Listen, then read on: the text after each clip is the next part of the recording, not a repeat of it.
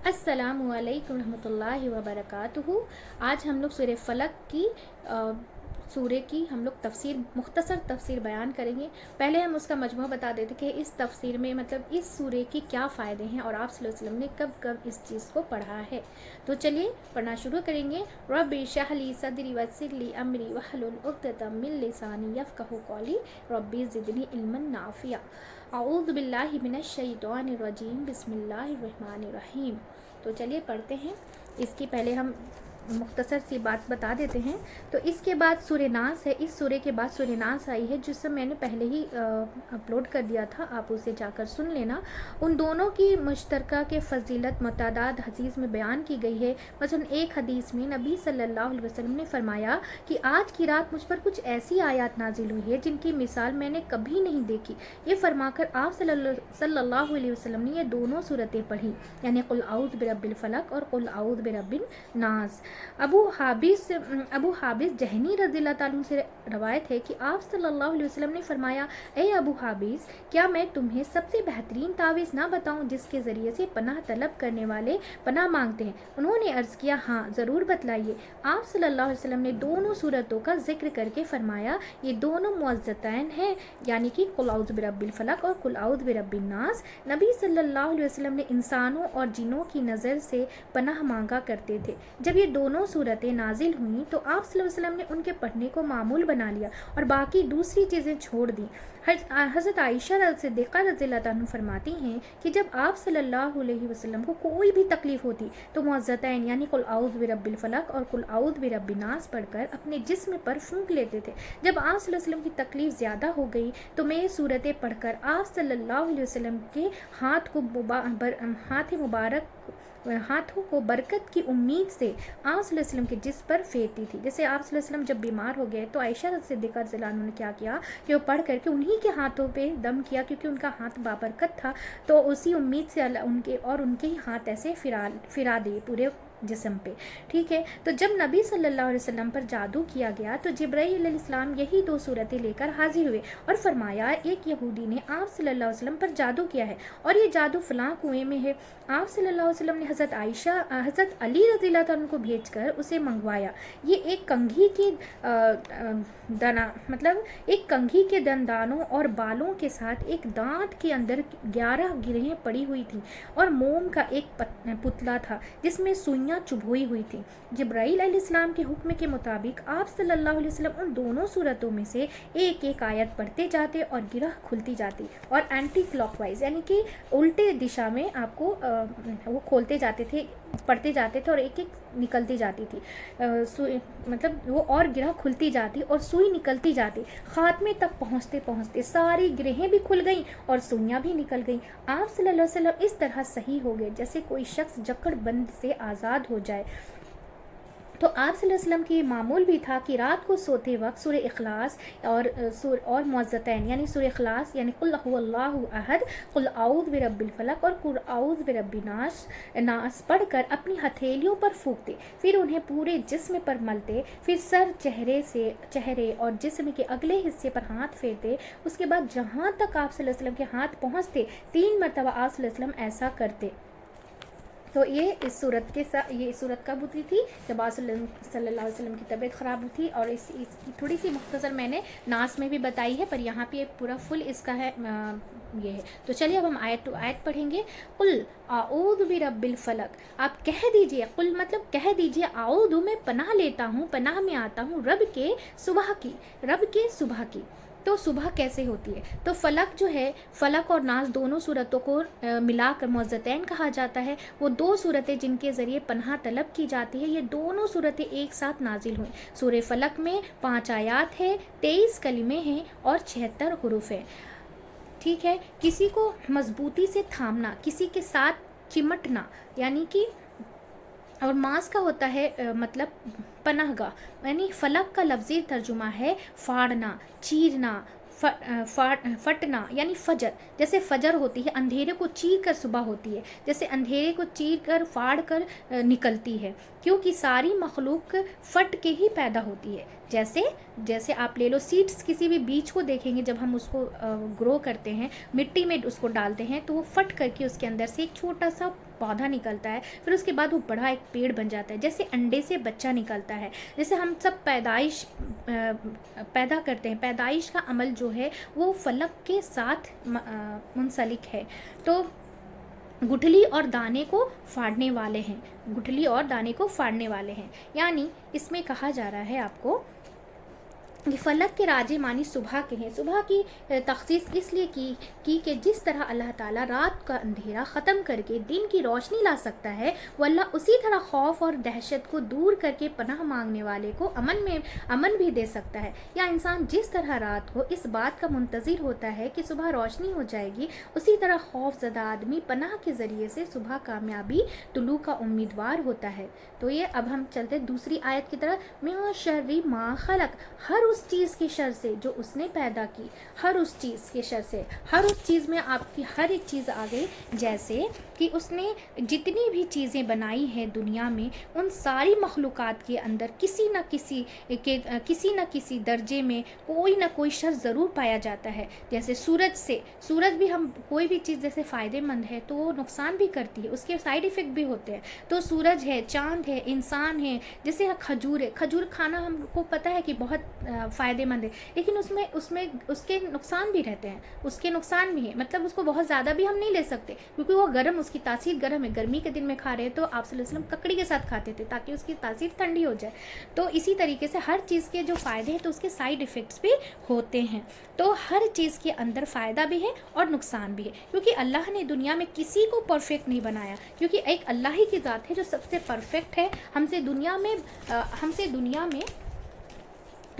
में बच के रहने को कहा गया। सबसे पहले ईमान, सबसे पहले हमें किसकी हिफाजत करनी है? अपनी ईमान की, फिर जान की, फिर माल की, औलाद की हिफाजत करनी है। कौन बचाएगा? कौन हमें बचाएगा? हमें कौन पनाह देगा? तो हमें कौन पनाह देगा? अल्लाह पनाह देगा।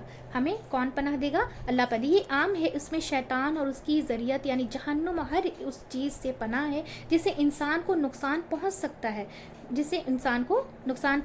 है, ठीक है। तो और हम तीसरी आयत का पढ़ेंगे, वमिन शर्रि गासिकिन इज़ा वक़ब, और अंधेरी रात की तारीकी के शर से जब उसका अंधेरा फैल जाए। जैसे आप कुरान में बताया जाता है कि जैसे मगरिब की अज़ान के बाद ही जैसे उस वक्त ना बुरी चीज़ों का बहुत ज़ोर शोर में गलबा होता है। यानी मगरिब के अज़ान के टाइम पे हमें दरवाज़ा नहीं खोलना चाहिए और बाहर बच्चों को तो बिल्कुल नहीं जाने दें। उस वक्त शैतान का, बुरी चीज़ों का गलबा बहुत ज़्यादा होता है, जिससे क्या होता है ना कि अगर हम छोड़ देंगे तो उससे कोई भी हादसा हो बहुत जल्दी असर होते हैं। तो इसलिए मगरिब से ईशा के बीच में, ईशा तक में, ईशा की अज़ान के बाद हम बाहर बच्चों को छोड़ सकते हैं, लेकिन मगरिब से ईशा के बीच में नहीं छोड़ना चाहिए, क्योंकि उस वक्त जो बुरी चीज़ होती है ना, शैतान हो गया, जिन हो गया, या फिर जो भी बुरी हवा हो गई, तो जो भी हो गया उससे हमें परहेज़ करना चाहिए। और बच्चों को खिड़की दरवाजे, यहाँ तक के मना है कि खिड़की दरवाज़ों को भी बंद कर देना चाहिए ताकि कहीं से वो चीज़ घर के अंदर दाखिल ना हो जाए,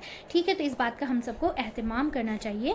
और इसमें क्या है कि गासिक किसको बोलते हैं? रात को बोलते हैं। चाँद जैसे रात में चाँद निकलता है, अंधेरे में कीड़े मकोड़े, चोर उचक्के, मूजी जानवर यानी कि जहरीले जानवर, चाँद के अंदर भी ऐसी कुव्वत मौजूद है कि चाँद का शर जो समुंदर के पानी को हिला देता है। चाँद का सर ऐसा है कि समुद्र के पानी को भी हिला देता है। चाँद का ताल्लुक दिमागी इमराज से भी, यानी कि दिमागी इमराज से भी है। चाँद के बढ़ते घटने से इजाफा या कमी भी होती है। चाँद अगर समुंदर की पानी को हिला सकता है तो जिस्म के पानी को भी मुतासिर करता है।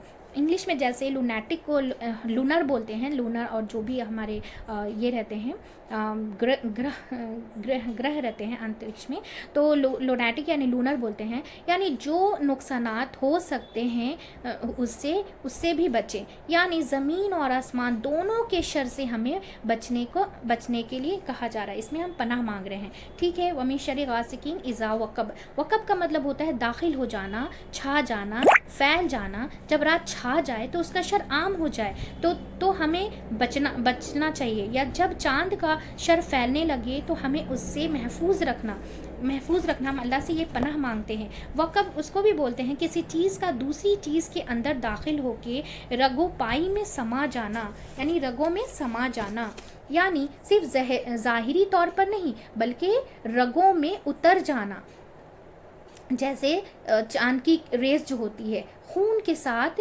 دوڑنے لگتی ہے، ٹھیک ہے۔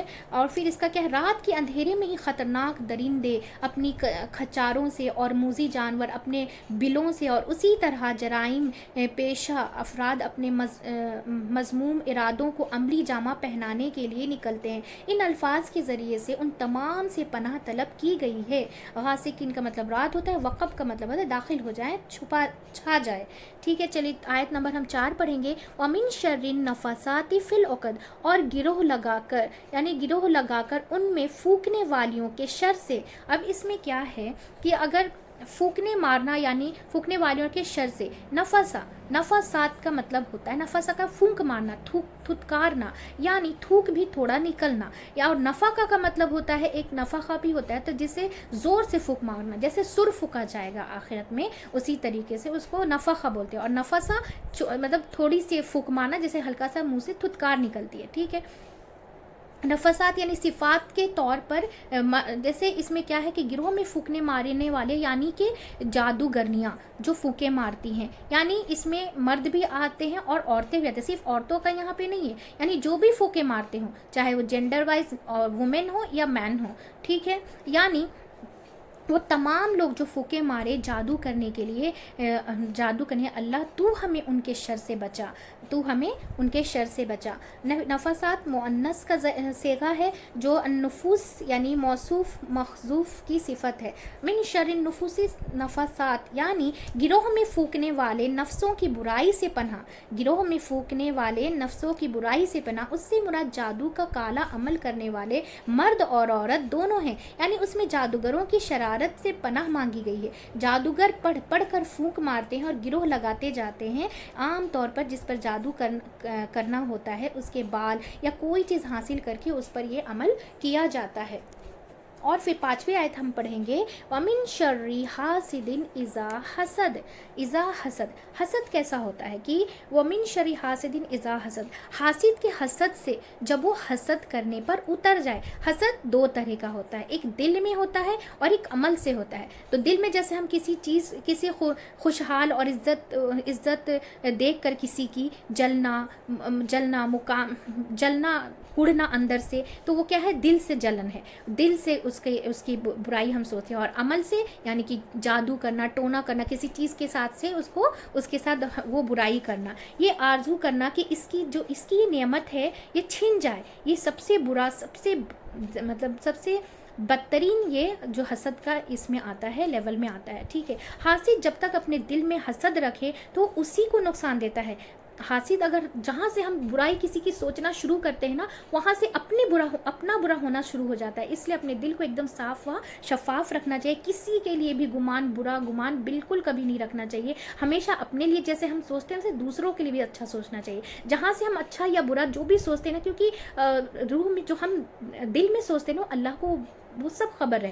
ہم نہیں جانتے کہ سامنے والے کے دل میں کیا ہے، لیکن اللہ تعالیٰ بخوبی جانتا ہے، کیونکہ وہ لطیف الخبیر ہے، باریک سے باریک چیز کو وہ سمجھتا ہے اور سنتا ہے اور اسے سب پتہ رہتا ہے۔ اسی لیے ہمیں ہم سامنے والے کے دل میں کیا ہم بالکل نہیں جانتے، اسے انجان رہتے ہیں۔ اس لیے کسی کے لیے بھی برا جہاں سے ہم سوچنا شروع بھی کرتے ہیں نا، وہاں سے ہم اپنے لیے، جیسے آپ نے کہاوت تو سنی کہ دوسروں کے لیے گڈھا کھوڑو، تو ہم وہ خود کے لیے گڈھا کھودتے ہیں۔ تو یہ کہاوت جیسے بولا جاتا ہے عام جیسے سمجھنے کے لیے، فار ایگزامپل لے لیجئے، تو اللہ کی پناہ میں اللہ سے دعا کریں، اللہ کی پناہ کے لیے اللہ سے ہمیں دعا کرنی چاہیے۔ تو اس کا یہ ہے کہ حسد یہ ہے کہ حاسد مقصود سے زوال نعمت کی آرزو کرتا ہے، چنانچہ اس سے بھی پناہ طلب کی گئی، کیونکہ حسد بھی ایک نہایت بری اخلاقی بیماری ہے جو نیکیوں کو کھا جاتی ہے۔ حسد کیا ہے؟ بہت بری اخلاقی بیماری ہے جو اپنی نیکیوں کو، جو بھی ہم اچھائی کرتے ہیں نا، اس پہ وہ جنگ کا کام کرتی ہے، وہ کھا جاتی ہے۔ ٹھیک ہے. اور پھر اس میں کہا گیا کہ یہ رب یا رب جب حسد کو عملی جامہ پہنانے لگے تو مجھے اپنی پناہ میں لے لے. سارے شر مختلف طرح کے ہوتے ہیں. پہلے عام شر ہے، جیسے عام سے جو ہمارے حالات رہتے ہیں، اور پھر خاص شر جو ہم جادو تونا بری چیزوں سے کرتے ہیں. اس میں تین طرح سے ہمیں پناہ مانگنی ہے. جیسے ایک رات کا وقت ہو گیا، رات کی جو بھی اس میں آ جاتے ہیں جتنی چیزیں ہیں، زہریلی جانور، موذی جانور، جو بھی چور چکے جو بھی آتے ہیں، جادوگر جو جادو کرتے ہیں، اور دل سے حسد جو کرتے ہیں، اور عمل سے جو حسد گئے. تین شر بہت نقصان دہ ہیں. اس سے بچنے کے لیے دعا کرنی چاہیے. معوذتین بہترین دعا ہے. آپ صلی اللہ علیہ وسلم اس کو صبح میں 3 ٹائمز پڑھتے تھے، فجر کے بعد، پھر شام میں یعنی عصر کے بعد پڑھتے تھے اس کو 3 مرتبہ، اور پھر رات میں وہ بستر پہ سونے کے بعد بھی سونے جاتے تھے جب، تو بھی وہ پڑھ کر کے اس کو اپنے اوپر دم کر لیتے تھے. یہ بہترین تعویذ ہے. کسی کے پاس تعویذ لینے جانے کی ضرورت نہیں ہے، نہ کسی سے مانگنے کی. اللہ نے قرآن میں لکھا ہے یہ چیز کو کہ کسی کے پاس کوئی بابا کسی کے پاس جانے کی ضرورت نہیں. سب سے بہترین تعویذ ہے اللہ کی بتائی ہوئی تعویذ، کافی ہے ہم سب کے لیے. تو یہاں پر ہماری یہ سورہ فلق کی جو ہے مختصر تفسیر جو ہے بالکل مکمل ہو چکی ہے. تو یہاں پر ہم لوگوں کا عمل کرنے والی چیز یہی ہے کہ جیسے مغرب کا جب ٹائم ہوا تو ہم اپنے بچوں کو وہاں پہ اس وقت ہم روک سکتے ہیں، مغرب سے عشاء کے بیچ میں، کیونکہ اس وقت پورے زور و شور میں بری چیزیں رہتی ہیں جس سے اپنے بچوں پہ اثر ہو جاتے ہیں. کبھی بھی آپ دیکھیے گا کہ کبھی بھی کوئی حادثہ ہوتا ہے نا شام کے ٹائم پہ، تو ہم بچوں کو ایسے چھوڑ کر ہم دھیان نہیں دیتے. لیکن ایسے کیا ہے نا، بڑے ہو بچے ہو جو بھی ہیں، تو اس وقت اوائڈ کرنا چاہیے کہ ہمیں باہر نہیں جانا چاہیے. اور یہ سب سے بہترین تعویذ ہے. اگر ذرا سا بھی آپ کو لگے کہ کسی کی نظر بد ہو یا جو بھی ہو، نہیں بھی ہو، تو صبح شام کے اذکار میں پڑھ لیں، یا پھر نماز مغرب فجر کی نماز کے بعد، مغرب کی نماز کے بعد، یا عصر کی نماز سے شروع ہو جاتا ہے، تو عصر کی نماز کے بعد 3 ٹائمز پڑھے. 3 مرتبہ قل اللہ احد، 3 ٹائمز قل اعوذ برب الفلق، اور 3 مرتبہ قل اعوذ برب الناس. اور پھر بستر پہ جب سونے جائیں تو بھی پڑھ لیں. اس سے ہمیں صرف موت کے علاوہ ہر چیز کے شر سے اللہ ہم سب کو حفاظت. ایک فرشتہ اللہ تعالیٰ محفوظ مطلب دیکھنے کے لیے ہمارے اوپر مسلط کر دیتا ہے، ہماری حفاظت کے لیے. اور یہ ہم دم کر سوتے تو اللہ تعالیٰ فرشتوں کو ایک مسلط کر دیتا ہے ہم سب کی حفاظت. صرف ایک موت کو چھوڑ کر کے، کیونکہ موت کا وقت مقرر ہے، اسے ہم ٹال نہیں سکتے، اسی لیے ایک موت کو چھوڑ کر کے یہ سورہ بہت مجرب ہے. اور اسے اچھے عمل، اچھی اس کو سمجھ کر پڑھیں گے کس چیز سے ہم پناہ مانگ رہے ہیں، تو یہ ہم لوگوں کے اوپر اثر بھی کرے گی. ٹھیک ہے، صرف ایسے ہی پڑھ نہیں لینا ہم کو. اس لیے مطلب تفسیر سننے کا مطلب یہی ہوتا ہے کہ اس کو ہم کس فائدے کے لیے ہم پڑھ رہے ہیں، تو خیال ہمارے دل میں آ جاتا ہے کہ ہم کس وجہ سے یہ پڑھ رہے ہیں، اس میں کیا کیا خاصیت ہے، اس کو پڑھنے سے کیا اس پہ اچھا ہم کو ایک دم پختہ یقین ہونا چاہیے کہ اللہ کی بنائی ہوئی دی ہوئی ہمارے پاس یہ نعمت ہے. ایک طرح کی ایک نعمت ہم سب کے لیے قرآن ایک نعمت ہے. تو اللہ کی بتائی ہوئی تعویذ ہم لوگوں کے لیے کافی ہے. اللہ نے بولا، انسانوں نے نہیں بولا ہے کہ آج بولا اور کل دوسری بات چینج ہو جائے گی. نہیں، یہ اللہ تعالیٰ نے بولا، کائنات کا بادشاہ نے بولا ہے. تو یہ مطلب کروڑوں ملین جتنی ٹائمز بھی آپ لے لو، یہ ایک دم مجرب ہے اور صحیح ہی ہوگی، اور اس کا صحیح ہے یہ، اور اس کا آپ کے اوپر اثر بھی ہوگا. لیکن اس اخلاص سے پڑھنا پڑے گا، اس سے پڑھنا پڑے گا. تو یہاں پر چلیے مختصر تفسیر ہماری مکمل ہو چکی ہے. اور پھر چلیے اب دعا پڑھ لیتے ہیں. اور سبحانک اللہم و بحمدک ونشہد ان لا الہ الا انت نستغفرک ونتوب الیک. اور یہ زیادہ سے زیادہ شیئر کیجیے گا تاکہ ہم جس کے پاس بھی یہ نالج نہ ہو تو یہ پہنچ جائے، اور ہم سب ایک صدقہ جاریہ، ایک فیملی کی طرح مل کر ایک دوسرے کی مدد کرنے والے بن جائیں. السلام علیکم ورحمۃ اللہ وبرکاتہ.